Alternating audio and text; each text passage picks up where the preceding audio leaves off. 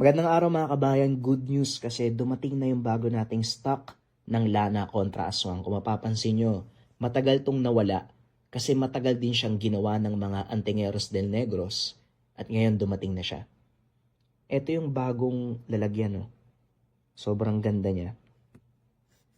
Ito yung kumukulo kapag merong aswang o masamang nilalang at elemento sa paligid. Binasbasan to ng mga Antingeros del Negros at nilagyan nila ng San Benito para mas maging mabisa yung gamit. So, dalawa yung available nating lalagyan. Pero pareho lang naman to mga kabayan. Pareho lang naman siya kung ano man yung dumating sa inyo. Pero yun, available na to. Hindi ko siya masyadong hinahawakan palagi kasi iba yung pakiramdam kapag hinawakan nyo tong Lana kontra Aswang. Pwede din tong panghilot. Pakita ko sa screen kung para saan siya pwede gamitin. Yan. Basahin nyo na lang. Para sa mga interesado, nasa comment section yung link. Mag-message lang kayo or pwedeng mag-order sa Shopee. Salamat.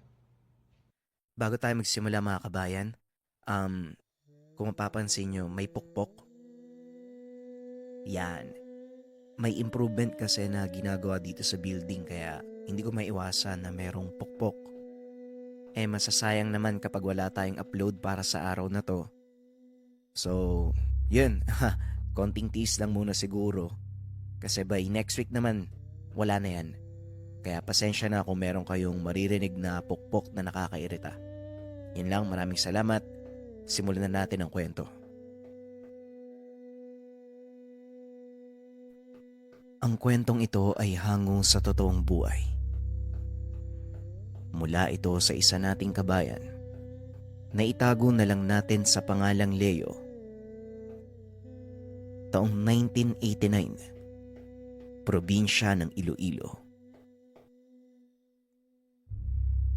Nang mga panong ito, kasalukuyang nagtatrabaho bilang kawani ng DSWD itong si Leo. Nadistino sa mabundok na bahagi ng Iloilo. Pangkaraniwan sa binata ang madestino sa ganitong mga lugar. Ngunit ang karanasang inyong matutunghayan ay siyang nakapagpabago ng pananaw ni Leo. Kakatapos lang ng bagyo ng mga sandaling ito, naatasan ang binatang magpunta sa isang liblib na barangay na sakop ng Lambunao sa probinsya din ng Iloilo. Pamamahagi ng relief goods ang kanilang pakay sa lugar at bilang nagtapos sa kursong medisina, pinili ng binatang magdala ng mga kagamitan sa panggagamot. Napansin naman ito ng isa sa mga kasamahan, kaya kaagad siyang sinabihan na iwanan na lang ang mga gamit dahil walang naniniwala sa doktor sa baryong kanilang pupuntahan. Alam mo, Dok, walang magpapagamot sa'yo dun. Kahit sabihin mo pang libre. Kung ako sa'yo, iiwan ko na lang ang mga gamit mo. Tara na, nag-aantay na sa atin yung sasakyan eh. Wika ng kasamahan na itago na lang natin sa pangalang Daniel. Nag-aayos din ito ng kagamitan. Napansin ng binata ang 2 bote ng mamahaling alak sa bag nito.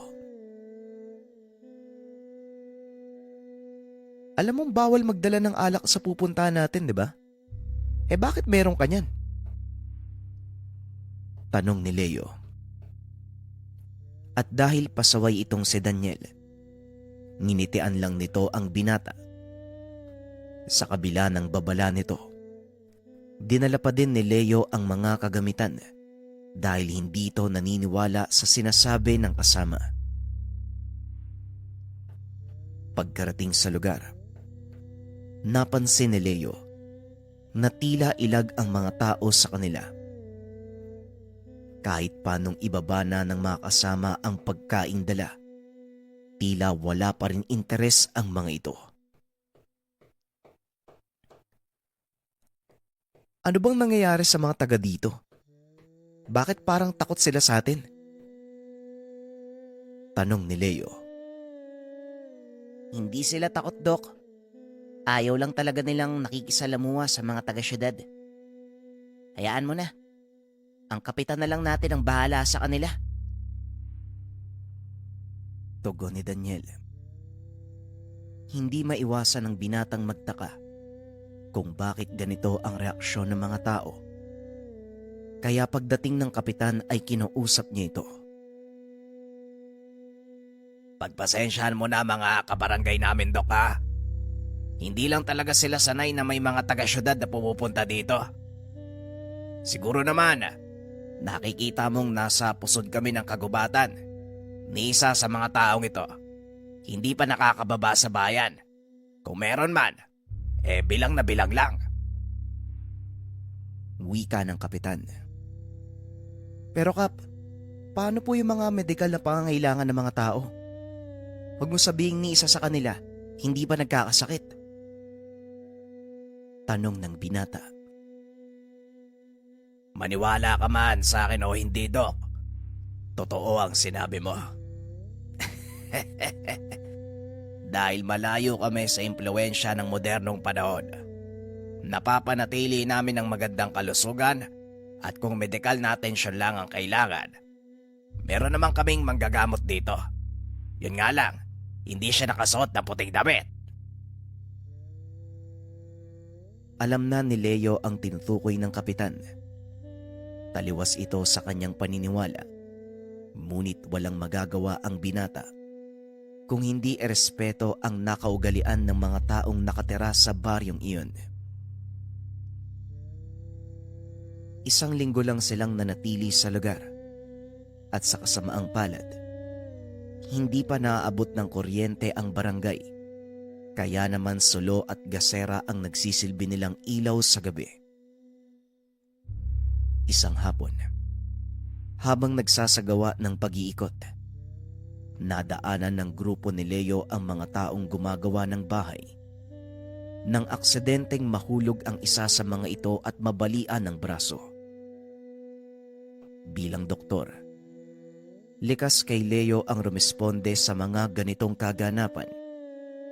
Dali-daling lumapit ang binata upang suriin ang lalaki at kagad kumuha ng mga kagamitan upang malapatan ng paunang lunas ang pinsala ng kanyang pasyente. Tulungan niyo akong buhatin siya. Kailangan niyang madala sa bayan para maayos ang nabali niyang buto. Wika ng binata. Ngunit laking pagtataka nito dahil ni isa sa mga nakikiusyoso ay walang kumilos. Ilang sandali pa ang nakalipas. Biglang may nagsalita mula sa kanyang likod. Hindi na kailangan, iho. Makasama, dalhin niyo yan sa aking kubo at doon ko siya gagamutin. Wika ng matanda. Hindi makapaniwala si Leo dahil sumunod ang mga kalalakihan sa pinag-uutos nito. Teka, sandali lang, tay. Basag po yung buto niya sa binti, oh. Hindi po madadala sa hilot lang yan. Kailangan niyang maoperahan para maayos yung nabasag niyang buto. Tugon ni Leo. Nilingon siya ng matanda at tinugon. O sige na nga, bakit hindi mo itanong dyan sa lalaki kung kanino niya gustong sumama? Sa'yo ba o sa akin? Wika ni Mang Matias. Ibinaling ng binata ang tingin sa pasyente. Nagmakaawa itong dalin sa tahanan ng matandang tinawag nilang Matias. Wala nang nagawa si Leo kung hindi hayaan ang mga kalalakian.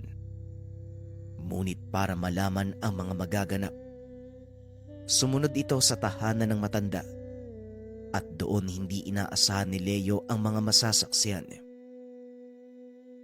Inihiga ng mga kasama ang lalaking nabalian. Matapos ay naupo ang matanda sa bandang paanan nito. Pumasok sa tahanan ang isang babaeng may dalang dahon ng kung anong halaman at inabot ito sa matanda. Sa susunod mag-iingat ka, ha? Hindi sa lahat ng oras nandito ako para ayusin ang katawan niyo. Wika ng matanda habang nagpapahid ng langis sa dahon. Inilapag ito sandali sa higaan. Laking gulat ni Leo nang biglang hilahin ng matanda ang binti ng lalaki. Napasigaw ito sa sakit, kaya pilit siyang pinapahinahon ng matanda. Magsasalita pa sana si Leo, ngunit pinigilan siya ng kapitan. Doktor, hayaan mo na si Mang Matias. Mas makakabuti kung manonood ka na lang sa mga mangyayari para maunawaan mo mga sinasabi ko. Wika ng kapitan. Pero Kap, basag po yung buto ng taong yan. Lalo niya lang papalalain yung kondisyon ng binti eh. Tugon ng binata. Hindi akalain ni Leo na maririnig pala ito ng matanda. Kaya napalingon ito sa kanya at nagsalita. Iho, halika. Lumapit ka dito. Wika ni Mang Matias. Bakit po? Ano pong meron? Tanong ni Leo. Sa tingin mo ba, may magagawa ka sa kasalukuyan niyang kalagayan? Tanong ni Mang Matias. Sa ngayon po, wala pero... Kung wala kang magagawa sa kasalukuyang kalagayan ng taong to, hayaan mo ko. Dahil kaya kong lunasan ang pinsalang natamo ng taong to. Pag-uusap ng dalawa. Matapos ay tinapal ng matanda ang dahon habang bumubulong, sabay iip sa binti. Makailang ulit niya itong ginawa at pagkatapos ay tinalian. Nag-aalala ang binata dahil alam niyang maaaring maimpeksyon ang sugat at mauwi sa pagkaputol ang binti ng lalaki. Ngunit ilang minuto lang ang nakalipas. Inutusan ni Mang Matias ang lalaki na tumayo. Akmang pipigilan pa sana ni Leo, ngunit wala na itong nagawa. Nanlaki ang mga mata ng binata dahil nakatayo ng matuwid ang lalaki. Naglakad palabas ng tahanan na parang walang nangyari. Hindi maipaliwanag ni Leo ang mga naganap. Dahil kung titignan, walang sayantipikong basihan ang biglaang paggaling ng pinsala nito. Alam kong nagtataka ka dahil hindi mo maipaliwanag ang nangyari. Isa lang ang sasabihin ko sa iyo, Doktor. May mga bagay sa mundo na hindi kailanman mauunawaan ng siyensya. Kung mauunawaan man, hindi nila ito kayang tanggapin dahil walang sapat na katibayang magpapatunay sa mga nangyari. Ang mahalaga, gumaling ang pinsala. Sapat na yon para sa amin. Wika ng matanda. Matapos ang kaganapan, muling bumalik si Leo sa kanilang tinutuluyan. Saktong naghahanda na ng hapunan ang mga kasama. Dok, tamang-tama ang dating mo. Tara, kain na tayo. Wika ni Daniel. Sige Daniel. Muna na kayong kumain. Busog pa ako eh. Tugon ni Leo. Hindi nakaramdam ng gutom ang binata sa kakaisip sa sinabi ni Mang Matias. Pumasok siya sa loob ng kwarto at nagpahinga. Habang nakaiga, pilit nitong iniisip ang nangyari. Ngunit kahit anong gawin ng binata, hindi nito mapagtagpi-tagpi ang pangyayari. Buong gabing nanatiling gising si Leo habang pinag-aaralan ang kanyang mga dalang aklat. Wala itong mahanap na sapat na kasagutan kung papaanong ipaliwanag ang biglaang paggaling ng lalaking iyon. Hindi na namalayan ng binata ang oras. Nagulat na lang ito dahil pagtingin sa labas ng bintana, maliwanag na. Lumabas ng kwarto ang binata at naganda na para sa kanilang gawain sa araw na yun. Kaso nga lang biglang bumuhos ang malakas na ulan. Ilang sandali pa ay dumating ang kapitan. Sinabihan silang hindi matutuloy ang pagpunta sa kabilang baryo dahil sa panganib ng pagguho ng lupa. At dagdag pa nito na maaaring tumagal ang pag-ulan hanggang sa hapon. Walang magawa si Leo ng mga sandaling iyon kung hindi ang tumunganga at pagmasdan ang mga taong masayang ginagawa ang kanilang pang-araw-araw na gawain. Hanggang sa mapansin ng binata si Mang Matias, bumibili ng maiinom sa tindahan. Biglang pumasok sa isip ni Leo na puntahan ito at makipag-usap. Nagpaalam ang binata sa may-ari ng tahanan na kanilang tinutuluyan na itago na lang natin sa pangalang Mang Oscar. Binigyan niya ng mahalagang payo si Leo. Alam mo, hindi nakikipag-usap si Tandang Matias ng basta-basta.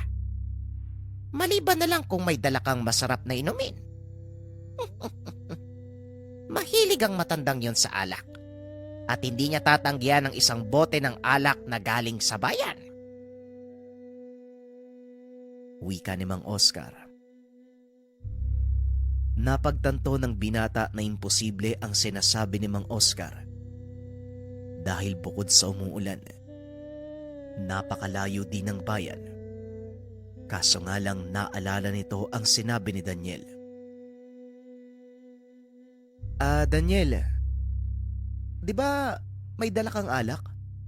Nasaan na yung dala mo? Hindi ba sinabi kong bawal yun? Amin na, kukumpiskayin ko. Wika ng binata.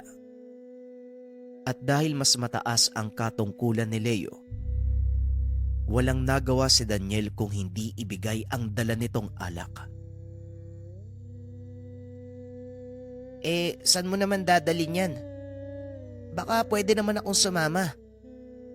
Ang mahal pa naman ng bili ko sa alak na yan. Hindi ko man lang matitikmo, no? Dok naman baka pwedeng palusutin mo na. Pakiusap ni Daniel. Dito ka lang. Mag-antay kang tumila ang ulan. At saka, tapusin mo nga muna yung report natin. Sandali lang naman ako sa pupuntahan ko Huwag nang maraming tanong. Tugon ni Leo. Matapos ay kagad na itong lumakad papunta sa tahanan ni Mang Matias. Pagkarating doon, napansin ng binatang bukas ang pintuan, ngunit walang tao. Kinatok ng binata ang pinto. Laking pasasalamat nito dahil may sumagot. Sandali lang. Nandito ako sa kusina. Wika ng matanda. Ilang sandali pa ay lumabas na ito sa sala at hinarap si Leo. Magandang umaga po, Tatang Matias. May itatanong lang po sana ako. Kung maaari po sana. Hindi pa man ito natatapos ang sasabihin. Kagad siyang sinagot ni Mang Matias. Pasensya na, pero abala ako sa mga gawain ko. Bumalik ka na lang sa susunod na araw. Wika ni Mang Matias. Ganun po ba? Naku, sayang naman pala tong dala kong bote ng mamahaling alak galing sa syudad. Sige ho, uwi na po ako. Tugon ng binata. Biglang natigilan ang matanda sa kanyang ginagawa at hinarap ito. Sandali lang. Kaya ko namang ipagpaliban ang gawain ito Hindi ka naman siguro magtatagal, di ba? Tanong ni Mang Matias. Napangiti naman si Leo at kagad naupo sa harap ng matanda. Salamat po, Mang Matias. May ilang bagay lang po kong itatanong sa inyo tungkol po dun sa... Muli na namang pinutol ng matanda ang sasabihin ni Leo. Bago tayo dumako sa usapan, baka pwede na nating tikman yang dala mong alak. Wika ni Mang Matias. Inilapag ng binata ang kahon sa mesa at dali-dali naman itong binuksan ni Mang Matias na tila ba noon lang nakakita ng ganong uri ng alak. Kumuha ito ng baso. Walang pagdadalawang isip na nilagok ang alak. Matapos ibaba ang bote, tumingin ito kay Leo. Biglang nag-iba ang reaksyon sa mukha ni Mang Matias. Naging seryoso ito habang nakatitig ng diretsyo sa doktor. Alam mo, iho, ngayon lang ako nakatikim ng ganitong kasarap na alak. Maraming salamat, ha? Wika ni Mang Matias. Ganun po ba, Manong? Hayaan niyo po. Sa susunod kong pagdalaw, dadalan ko po uli kayo. Tugon ni Leo. Ngunit bigla itong natigilan sa naging tanong ni Mang Matias. Alam mo, dalawang uri lang ng tao ang nagpupunta sa akin na may dalang alak. Una, ang taong gusto kong pagtawanan at kutsain sa mga sasabihin ko. At ikalawa, ang taong gustong matuto ng lahat ng nalalaman ko. Alin ka doon, doktor? Tanong ni Mang Matias. Hindi nakapagsalita ang binata ng mga sandaling iyon dahil bigla itong napaisip sa sinabi ng matanda. Alam mo, Manong, sa totoo lang, wala akong may sasagot sa tanong mo eh. Dahil kahit isa akong alagad ng siyensya, aminado kong marami pa akong hindi alam. Lalo na sa mga kagaya nyo. Tugon ng binata. Inabot ng matanda ang baso sa binata at tinagayan ito ng alak. Uminom ka muna. Parang ako lang ang malalasing sa ginagawa mo eh. Wika nito. Ngunit malapit nang mapuno ang baso ng binata at patuloy pa rin ang pagbuhos ni Mang Matias hanggang sa tuluyan na itong umapaw. Manong, tama na po, puno na oh. Wika ni Leo. Ang mga sayentipikong kagaya mo, may hahalin tulad sa basong ito. Mahirap punuin ang sisid lang dati ng puno. Wika ni Mang Matias. Sabay kuha ng baso sa binata. Dire-diretso itong ininom.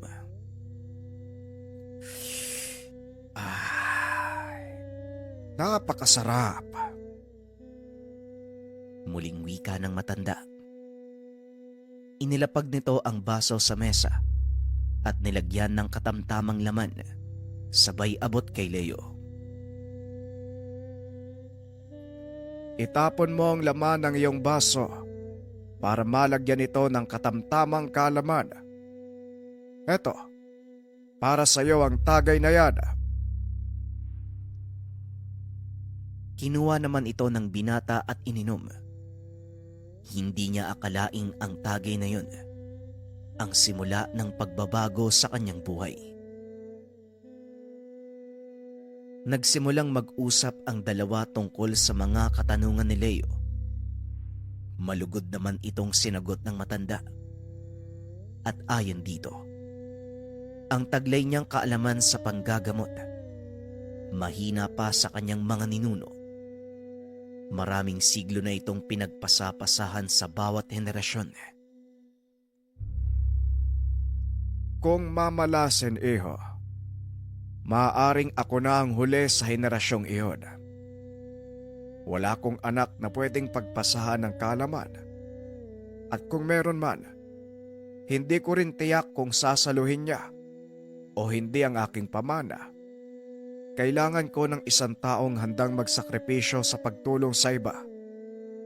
Pero mukhang malabo na akong makahanap ng ganon. Lalong-lalo na sa panahong ito. Pera ang pinakamahalaga sa tao. Wika ni Mang Matias. Sa hindi maipaliwanag na dahilan, biglang nakaramdam ng panghihinayang si Leo at hindi sinasadyang nasambit ang mga kataga. Manong, kung mamarapatin niyo po, gusto kong matuto ng mga nalalaman niyo. Biglang tumawa ng malakas ang matanda at tinitigan sa mata si Leo. Ganun ba? Tignan natin. Malalaman natin yan bukas. Sa ngayon umuwi ka na. Baka abutan ka ng malakas na ulan. Tugon ng matanda. Kagad nang nagpaalam si Leo na parang may pagsisisi sa mga binibitawang salita. Kinabukasan gumanda ang panahon. Itinuloy ng binata ang kanilang gawain. At habang nag-iikot sa mga kabayan, isang bata ang aksidente namang nadapa at tumama ang noo nito sa bato. Nataranta ang mga magulang, kaya dali-dali naman itong binuhat ni Leo.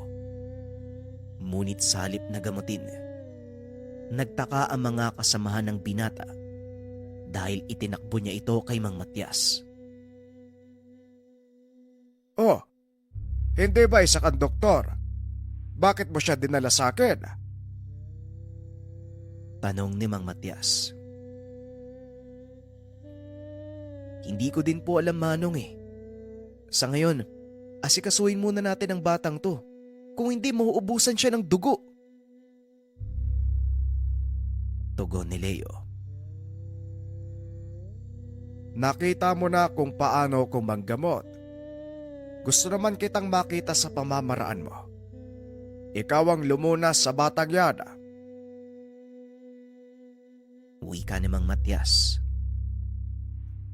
Sa kauna-unahang pagkakataon, nakaramdam ng kaba si Leo na tila ito ang unang beses niyang gagamot sa totoong pasyente. Dali-dali nitong kinuha ang kagamitan at laking pagtataka nito dahil parang hindi niya alam kung ano ang unang dadamputin. Dok, anong problema? Bakit nakatitig ka lang dyan sa mga gamit mo? Simulan mo na! Wika ni Daniel. Napatingin ito sa matanda na nooy nakangiti lang sa kanya. Maaari bang lumabas kayong lahat? Iwanan niyo kami ng estudyante ko. Wika ng matanda sabay sara ng pintuan. Naupo ito sa tabi ni Leo at hinawakan ang kamay ng binata. Pasensya na po kayo, Manong. Ano po natataranta po ako Tugon ni Leo. Nauunawaan ko. At ito ang sinasabi ko sa iyo, Leo. Dumating na sa punto na hindi natin na ilalabas ang ating kaalaman at kailangan nating umasa sa kung ano ang alam nating tama. Tugon ng matanda. Matapos ay inutusan niya ang binatang idampi ang kamay sa noo ng paslit. Ang katawan ng tao ay may natural na kakayahang pagalingin ang anumang pinsalang matatamo sa pamamagitan ng likas na enerhiyang nakapalibot dito. Ang kailangan mo lang gawin, matutunang ikonekta ang enerhiyang yon sa enerhiyang mula naman sa iyo, pati na rin sa paligid. Wika ni Mang Matias. Pero, paano ko naman po gagawin yun? Tanong ni Leo. Isipin mong nagduduktong ka ng naputol na ugat ng tao. Paano mo ito ginagawa? At ano ang maaaring kakalabasan kapag natapos? Matapos itong sabihin ng matanda, ipinikit ni Leo ang mga mata. Pinakiramdaman ang init ng katawan ng bata. Unti-unti nitong naririnig ang mahinang pintig ng pulso na tila ba sumasabay sa pagtibok ng kanyang puso. Kakaibang init ang naramdaman ng binata sa kanyang palad. Ilang minuto pa ang nakalipas. Idinilat nito ang mga mata, sabay angat ng palad. Nanlaki ang mga mata ng binata dahil biglang nawala ang sugat sa noo ng bata. Mahusay, Leo. Hindi na masama sa una mong pagsubok. Ngayon, siguro naman alam mo na kung ano ang ibig kong sabihin. Kaunting pagsasanay pa, bata, at magiging mahusay ka din sa ganitong larangan. Wika ni Mang Matias. Ang totoo, hindi ko po alam kung paano ko nagawa yun, Manong. Pero hindi na mahalaga. Ang importante, nailigtas ko yung batang to. Wika ni Leo. Tumangulang ang matanda at kagad binuksan ang pintuan. Pumasok naman si Daniel at nagtanong kung ano ang nangyari. Hindi naman na nagsalita pa ang binata dahil alam niyang hindi rin ito mauunawaan ng kasama. Hayaan mo na yun, Daniel. Galos lang naman yung nata mo ng bata eh. Kaya na ni Mang Matias. Wika ng binata. Tinignan nito si Mang Matias. Habang nakikipag-usap sa mga magulang ng bata, lubos ang pasasalamat ng mga ito dahil sa pagpapagaling sa kanilang anak. O siya, sige Dok. Mauna na ako magtanghalian ha. Nagugutom na ako eh. Sumunod ka na lang ha.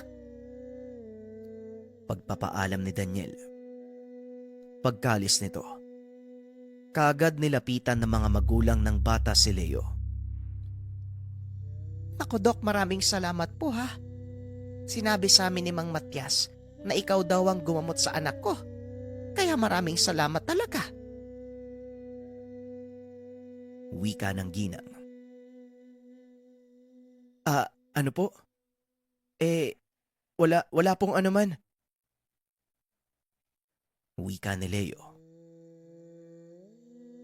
Pag-alis ng mga panauhin, lumapit si Mang Matias at kagad itong kinausap. Dapat lang malaman ng tao ang kakayahan mo. Nang sa ganon, makapaglingkod ka ng maayos. O siya, bukas magsisimula na ang pagsasanay mo. Kaya ayusin mo na ang dapat ayusin. Pumunta ka dito ng maaga. Wika ni Mang Matias. Akmang tatayo pa sana si Leo nang bigla itong makaramdam ng panghihina. Muling napaw po ang binata at ilang segundo lang ay nawalan ito ng malay. Paggising nito ay nakahiga na siya sa papag na gawa sa kawayan. Akmang babangon na sana, ngunit pinigilan siya ni Mang Matias. Masyado ka pang mahina, kaya magpahinga ka na muna. Wika ng matanda.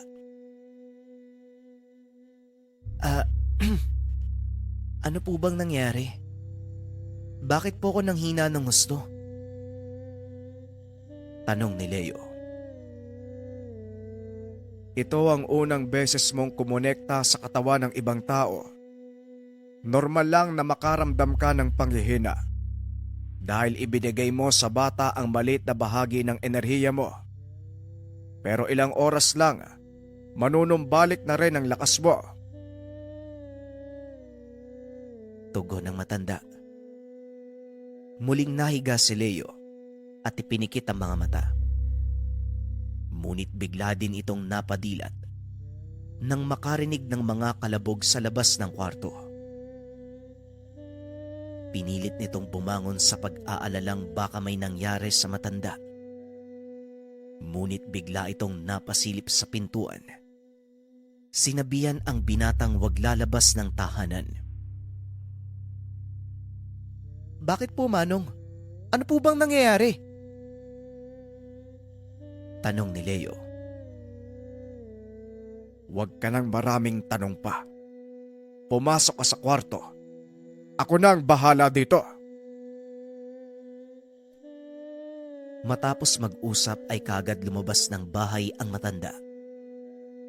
Sinarado pa nito ang pintuan para hindi makalabas si Leo. Ngunit nakakita ito ng maliit na siwang sa dingding, kaya pinili ng binatang tignan kung ano ang nangyayari sa labas ng bahay. Nakita nito ang dalawang kataong nakasuot ng uniforme ng militar. May ilan pang nakasakay sa sasakyan. Nung una ay nakikipag-usap lang ito sa matanda. Ngunit kalaunan, tinutukan na ito ng baril ng isa sa mga armadong lalaki. At talagang nagbawatigas ka pa. Ilang ulit na kami nagbigay ng babala sa'yo, tanda. Kung patuloy kang magmamatigas, mapipilitan kaming ilagay ka sa lugar mo. Wika ng isa sa mga kalalakian. Ilagay sa lugar. Pasensya na, pero alam kong nasa tamang lugar ako. Kayo ba? Nasa lugar ba ang ginagawa nyo? Wala kayong karapatang manikil sa lugar na ito. Tugon ng matanda. Ihahampas-pasana ng isa sa mga kalalakihan ang baril kay Mang Matias nang biglang lumabas si Leo. Sandali lang, Commander. Hindi ba maigpit ay pinagbabawal ng pamunuan nyo ang manakit ng sibilyan? Saka tama ba ang narinig ko? Nangingikil kayo sa mga kawawang taong ito. Wika ni Leo. Doc. Ikaw pala yan. Ano pong ginagawa niyo sa baryong to? Hindi po ba dapat nasa syudad kayo? Mautal-utal na wika ng commander. Nagsipagbabaan ang mga kasama nito sa sasakyan at sumaludo sa binata. Hindi pa ba sapat ang pondong binibigay ng aking ama sa adhikain nyo? Hindi ba dapat kayo nagtatanggol sa mga taong to? Wika ng binata. Habang nagsasalita ito, bigla namang dumating si Daniel. Inakay ang matanda papasok ng tahanan. Bakit inuutosan ni Leo ang mga sundalong yan? Mataas ba ang katungkulan ni Doc sa pamahalaan? Tanong ni Mang Matias kay Daniel. Naku, Lolo Matias. Wala nga pala kayong alam tungkol sa kanya, no? Hindi po mula sa pamahalaan ng taong yan.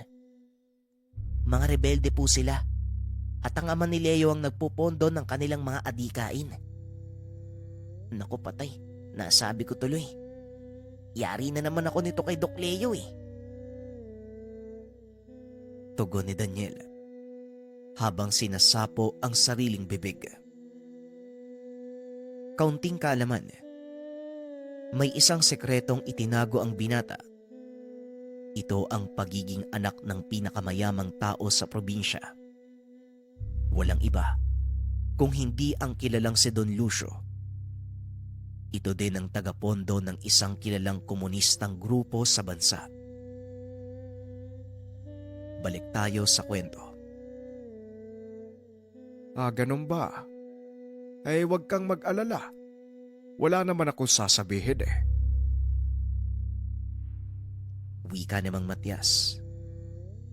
Habang nakatitig sa binata, pinagmamasdan ng mga tao ang ilang kalalakihang nakaubad ng kanilang uniforme at isa-isang tumayo sa gitna ng baryo. Mga wala kayo sa ayos ah. Ito ba ang pinupuntahan ng pera ng tatay ko? Alam nyo ba na ang tatay ko ang pinakamalaking tagapondo ng mga gawain nyo? Ano kaya ang sasabihin ni tatay sa oras na malaman niyang ganito ang ginagawa nyo? Pangaral ni Leo sa mga kalalakian. Naku po, pasensya na po kayo. Hindi na po mauulit. Hindi po kasi namin alam na nandito po kayo eh. Tugon ng commander na lalo namang nagpainit ng ulo ni Leo. Di kung wala pala ako, uulit-ulitin niyo yung pang-aapi sa mga tao dito, ha? Muling tanong ni Leo. Hindi naman po ganun, Doc Leo. Hindi na po kami uulit. Huwag niyo lang po kaming isumbong sa tatay niyo. Pakiusap ng commander. Biglang nakaisip ng paraan si Leo. Napalingon ito sa mga taga-baryo. O sige, pagbibigyan ko kayo pero sa isang kondisyon. Linisin niyo ang lahat ng natumbang puno dito. Lahat ha? Ayoko makakakita ng kahit isang dahong nakakalat sa mga daan. Wika ni Leo. Kagad namang kumilos ang mga ito. At sa loob ng 2 araw, nagawa nilang malinis ang lahat ng kalat na gawa ng mga nagdaang bagyo. Inutusan niya din ang mga itong siguraduhin ang kaligtasan ng mga tao doon sa baryo. Matapos si pagawa ni Leo ay kaagad nang nagpaalam ang mga kalalakian. Dito na nagsimula ang pagiging malapit ng doktor sa mga tao. Sinimulan na din ni Mang Matias ang pagtuturo kay Leo. Hindi lubusang maipaliwanag ng binata ang mga nangyayari habang nagsasanay ito. Ngunit kagaya nga ng laging sinasabi ni Mang Matias, hindi lahat ng bagay ay nangangailangan pa ng paliwanag. Kung minsan nangyayari lang ito ng walang dahilan. At ang mas mabuting manatili sa ganong sistema dahil gugulo lang ang isip ng tao kung pipiliting hanapan pa ng paliwanag ang mga bagay-bagay. Dahil sa pinasok ng binata, napilitan nitong mamalagi sa baryo. Pinauna nitong bumalik si Daniel upang magpaliwanag sa kanilang opisina. Paminsan ay bumababa ang binata sa bayan para mag-ulat sa kanilang opisina. Ang kanyang dahilan, kailangan ng doktor na mananatili sa baryo upang tignan ang kalusugan ng mga tao. Pinayagan naman siya ng kanilang pamunuan. Sa tagal ng panahon, nagawang matutunan ni Leo ang lahat ng itinuro ng matanda. Malaki ang naitulong nito sa kanyang propesyon bilang isang doktor dahil nagagawa niyang makapagpagaling ng may mga sakit na itinuturing ng ibang eksperto na imposible nang magamot. Ang buong akala ng binata hanggang sa panggagamot na lang ang matututunan niya kay Mang Matias. Ngunit laking gulat nito nang minsan isang araw may napadaang mga taga-syudad sa kanilang baryo. Kinausap ng mga ito ang kapitan. At ayon naman sa kapitan, nakakuha ng permiso ang mga taong iyon na hukayin ang paligid ng baryo. Nagmina sila ng ginto. Ngunit alam ni Leo na protektadong lugar ang paligid ng baryo dahil sa mga nakatirang hayop na doon lamang makikita. Kaya alam niyang hindi maaaring magbigay ng permiso ang sino mang nasa pamahalaan para galawin ang kabundukan. Kagad namang kinausap ng binata ang mga tao. Sinabi nitong siya ang gagawa ng paraan para hindi matuloy ang planong pagmimina sa lugar. Pinili din ng mga komunistang manatili sa lugar sa pag-uutos ng ama ni Leo. Kaya kahit papano, panatag ang binatang may laban sila kung sakaling magkaroon ng kaguluhan. Manong, mukhang hindi may iwasan ng magkaroon ng sagupaan dito sa baryo Dahil maaaring magpadala ng militar ang pamahalaan para paalisin mga tao. Mas mabuti kung hindi na ituloy ng binata ang sasabihin dahil kagad na itong dinuktungan ng matanda. Ililika sa mga tao. Alam mong makikipagpatayan ng mga taga-baryo kung sakaling may aagaw ng kanilang tirahan. Maging ako, Leo, hindi rin makakapayag na sirain ng mga taga-syudad ang lugar na ito. Kaya pasensya na, pero hindi ako sang-ayon sa mungkahi mo. Wika ni Mang Matias. Nauunawaan ko, Manong. Maging ako, ganun din naman yung nararamdaman ko Napamahal na sa akin ang lugar na to. Pero marami ang mapapahamak kung sakaling mangyari ang sinasabi ko. Manong, makinig naman po kayo sa akin Tugon ni Leo. Kung sakaling mangyari yon, Leo, kagaya ng sinabi ko, handa akong makipagpatayan. Alam kong nauunawaan mo ang nararamdaman ko. Pero kung sa tingin mong manganganib ka, hindi kita pipigilan. Maaari kang umalis kung gusto mo. Muling wika ni Mang Matias. Alam ni Leo na nag-aalala ang matanda sa mga tao. Kaya wala itong balak na iwanan ang lugar. Ipinangako sa sarili na kahit anong mangyari, mananatili siya sa baryo.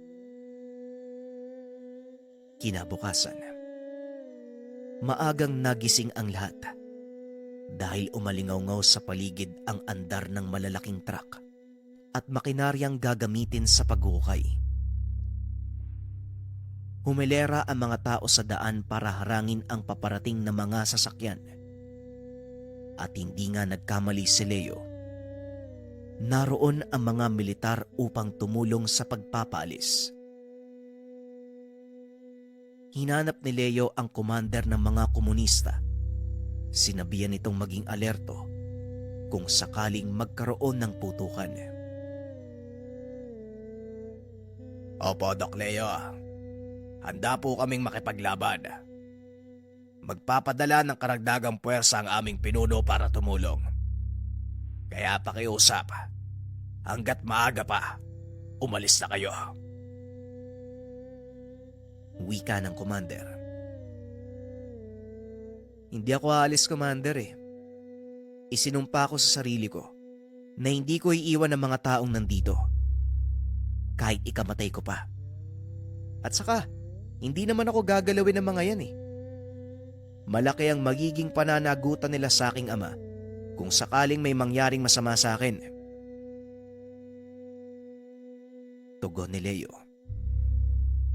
Matapos makipag-usap sa mga komunista, hinanap naman ito si Mang Matias. Natagpuan ng matanda sa unahan ng mga tao kasama ang kapitan. Nakisiksik ang binata sa karamihan upang makarating sa kinaroroonan ng matanda. Kaagad namang nagbigay ng daan ang mga tao nang mapansing si Leo ang dumadaan. Napangiti ang matanda nang makita si Leo. Kahit hindi ito magsabi, ramdam ng binatang natuwa ito sa kanyang naging pasya. Ang buong akala ko ay naduwag ka na. Ngayon mo masasaksiyan ang buo kong kakayahan na alam kong kaya mo ring gawin, Leo. Basta magtiwala ka lang sa enerhiyang nakapaligid sa'yo. Wika ni Mang Matias. Lubos po ako naniniwala sa inyo, Manong. Ilang beses ko na pong nakita yung kaya niyong gawin eh. Kaya wala na akong dahilan para pagdudahan pa yung kakayahan niyo. Tugon ng binata.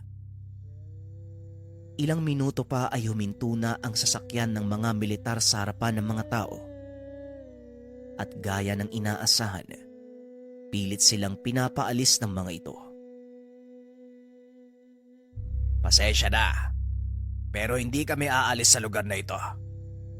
Kailangan nyo munang dumaan sa bangkay namin bago kayo makalusot.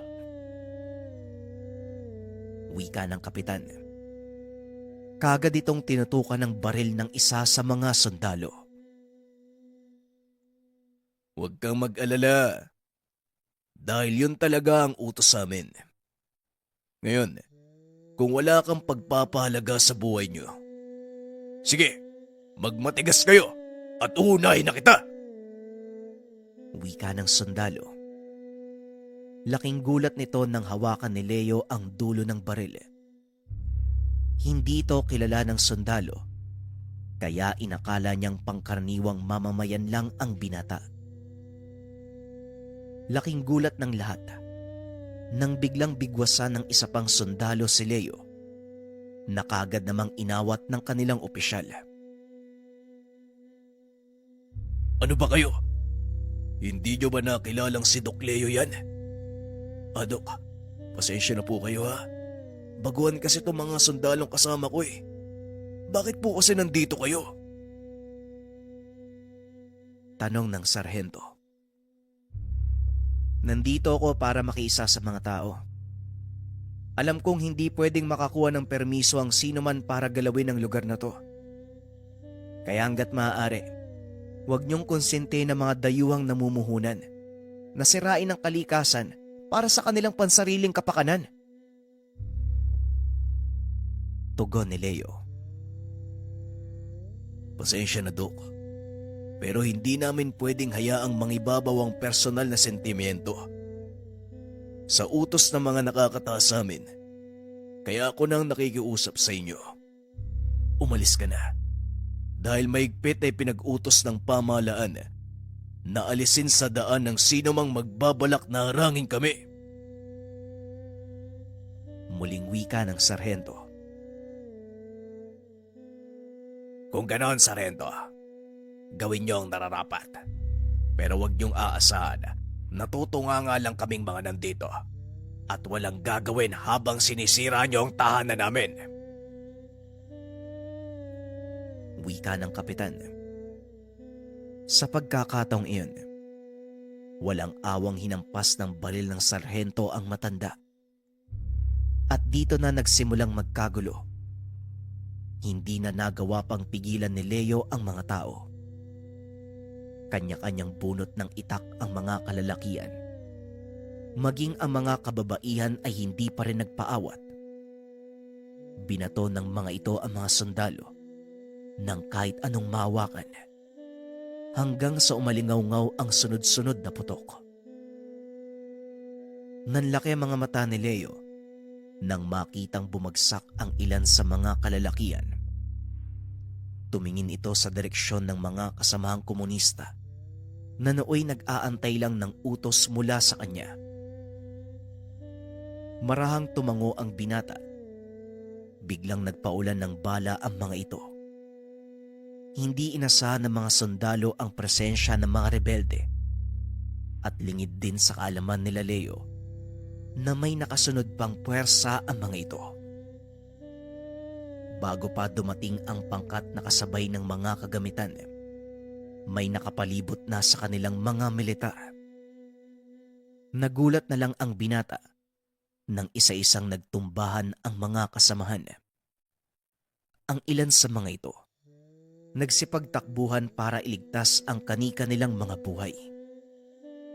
Ngunit naiwang nakatayo ang kapitan habang pilit na nakikipaglaban sa mga sundalo. Nagulat si Leo nang makita si Mang Matias na naglalakad papunta sa mga sundalo. Baliwala sa matanda ang bala mula sa mga kalaban, at ang mas lalong ikinagulat ng binata dahil isa-isang nagtalsikan ang mga sundalo. Sa bawat kumpas ng kamay ng matanda, isang kalaban ang nalalagas. Napakadami pang paparating, kaya inisip ni Leo ang tumulong. Naalala nito ang sinabi ng matanda. Huminga ng malalim ang binata at dali-daling tumakbo papunta sa tabi ni Mang Matias. Sinundan ang kilos nito. Ang buong akala ko, tutunganga ka na lang sa gilid at manonood. Wika ni Mang Matias. Hindi naman ako makakapayag ng papahamak kayo, Manong. Mawawalan ako ng kasama sa pag-inom ng mamahaling alak kung sakali. Tugon ni Leo. Ang ginawa ng dalawa ang tinatawag na sayaw ng kamatayan. Gamit ang pagkumpas ng mga kamay at galaw ng katawan. Nagagawa nilang utusan ang enerhiyang nasa paligid upang maging sandata. Ang sayaw ng kamatayan, isang uri ng sinaunang kakayahan mula pa sa mga manggagaway. Ito ang isa sa mga kinakatakutan ng mga mananakop noong kapanahunan. Maliban sa paggamit ng enerhiya, may kakayahan din ang sayaw ng kamatayang makapag-utos sa mga insekto at kung ano pang mga hayop. Ito ang pamamaraang ginagamit ng mga mambabarang upang mapasunod ang mga alaga. Balik tayo sa kwento. Hindi makapaniwala ang mga sundalo sa nakikita. 2 tao lang ang kanilang kalaban. Ngunit unti-unting nauubos ang kanilang panig hanggang sa tuluyan ng umatras ang mga ito. Maging ang mga kagamitan sa paghukay ay nagsipag-alisan na rin sa takot na masira ang mga ito. Bagaman nalagasan, masaya ang mga taga-baryo dahil nagtagumpay sila sa pagtatanggol ng kanilang lugar. Sa ngayon, nagawa natin silang pigilan at alam kong magbabalik sila. Kaya kailangan pagandaan. Wika ni Mang Matias habang ginagamot ang mga sugatang kababaryo. Huwag yun ang alalahanin yan, Manong. Ako na pong bahala sa bagay na yan. Magpapaiwan na din yung mga tao sa labas para tumulong sa pag-ayos ng baryo. Tugon ni Leo. Matapos makipag-usap sa mga taga-baryo, kagad bumaba ng bayan si Leo upang makipag-usap sa kanyang ama. Sumang-ayon naman ito sa gustong mangyari ng binata. At ilang araw lang, naprobahan ng pamahalaan ang petisyon ng binata na huwag gagalawin ang baryo. Pinanagot din ang mga opisyales na nagbigay ng permiso sa mga dayuhan. Natuwa ang mga tao sa ginawang aksyon ng binata. Ito ang naging daan upang kilalanin ang lugar na protektadong bahagi ng probinsya. Pinili ni Leo ang ipagpatuloy ang pamumuhay sa baryo. Pinagsama ng binata ang kaalaman sa medisina at mga natutunan mula kay Mang Matias upang makatulong sa mga tao. Sa paglipas ng panahon, maraming nakakilala sa kakayahan ni Leo. Nakarating pa ito sa ibang bansa upang magsagawa ng maselang operasyon na isang maharlikang Arabo. Dahilan para manganib ang buhay ng binata dahil kaakibat ng gagawin niya. Ang banta na kung hindi niya magagawang pagalingin ng tao, ipapabitay siya ng pamilya nito. Ngunit panatag na isinagawa ni Leo ang operasyon at tagumpay niyang napagaling ang pinuno. Nagbalik ito sa baryo. Masayang masaya ang mga tao nang makita ang binata. Ngunit sa paglipas ng panahon, bigla itong nawala. Walang sino man ang nakakaalam kung saan nagpunta si Leo. Ngunit may ilan ding nakakapagsabi na tuluyan na itong namundok kasama ng mga komunista. May ilan ding nagsabi na tinahak nito ang daan sa pagiging ermitanyo. Ganun pa man, hindi nakalimutan ng mga tao ang ginawang kabutihan ng binata. Natatak sa isipan ng mga ito na minsan ay may doktor na napadpad sa kanilang baryo upang maging tagapagmana ng isang ermitanyo. Kaunting opinyon para sa kwento. Una, pasensya na kung sa unang parte ng storya medyo may mga pukpok, maingay kasi dito eh. Pero para sa akin, may mga pagkakataon kasi na yung doktor sinasabi din sa pasyente na hindi doktor yung kailangan nila kung hindi albularyo. May mga pagkakataon din na yung albularyo mismo sinasabi na hindi sila yung kailangan ng pasyente, kundi kailangan nilang kumonsulta sa doktor. Kaya ba mga kabayan, anong opinion nyo sa ganitong usapin? Kayo nang bahala sa comment section. Salamat.